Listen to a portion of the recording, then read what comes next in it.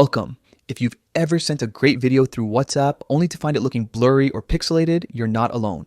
But don't worry, there's now a simple way to share your clips in full HD quality. In this video, we're breaking down exactly how to send HD videos on WhatsApp step by step. Let's get started. First, open the WhatsApp app on your phone. Make sure you're running the latest version since this HD feature might not appear on older updates. Once you're inside, choose the chat where you want to send the video. It could be a friend, a group, or even a broadcast list. Any conversation works. Next, look for the little paperclip or plus sign icon. That's the attachment icon. Tap it, and from the options that appear, select Gallery.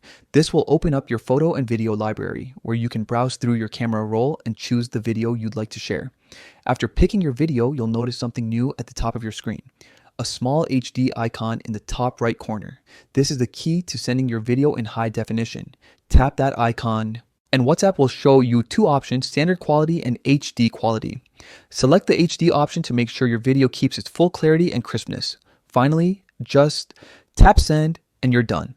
WhatsApp will process the video and send it in HD so the person receiving it sees the same clarity you had when you recorded it.